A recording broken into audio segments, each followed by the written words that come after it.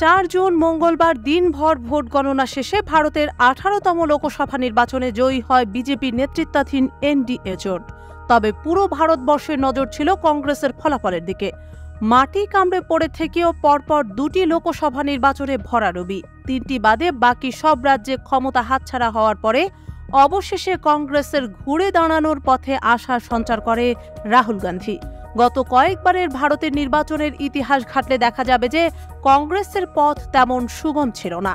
ভারতের এক সময়ের সবচেয়ে বড় এই দলটি প্রায় নিশ্চিহ্নই হতে বসেছিল, কিন্তু তারাই আবার দুর্দান্ত সব চমক দেখিয়ে ফিনিক্স পাখির মতো উঠে দাঁড়িয়েছে। এবারের লোকসভা নির্বাচনে 100 আসনে একাই জয় পেয়েছে বারবার ভারত শাসন করা কংগ্রেস।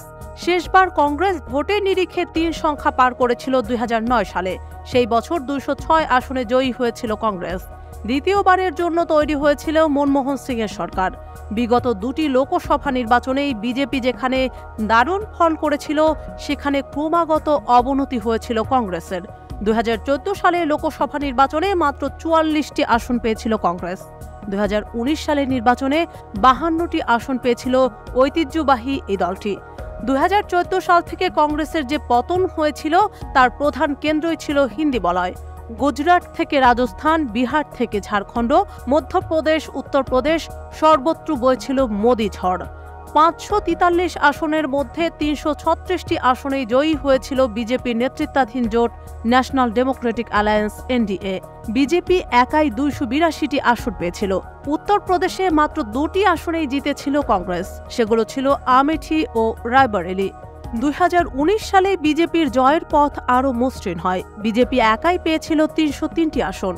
জোট সঙ্গীদের নিয়ে 353 আসনে জয়ী হয়ে কেন্দ্রে ফের ক্ষমতায় ফেরে এনডিএ। সেখানেই কংগ্রেস আরও ধাক্কা খায়। আমেঠিতে রাহুলের হার সেই কাটা ঘায়ে আরও নুনের ছিটের মতো লাগে। তবে যে হিন্দি বলয় থেকে ভোট হারিয়েছিল কংগ্রেস, 2024 সালের নির্বাচনে সেখানেই আবার ধীরে ধীরে চমকপ্রদ উত্থান হয়েছে কংগ্রেসের। পাশাপাশি দক্ষিণ ভারতে কংগ্রেসের গ্রহণযোগ্যতা বেড়েছে।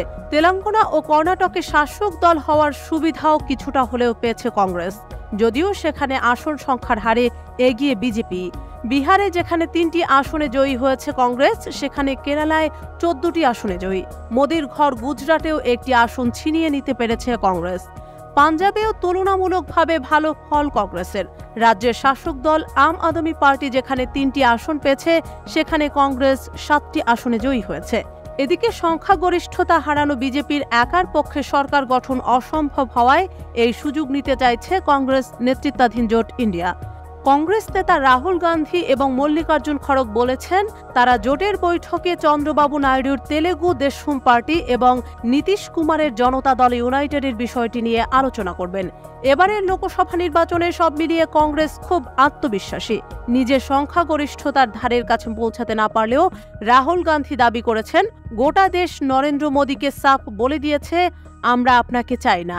এই নির্বাচনের এটাই আসল কথা।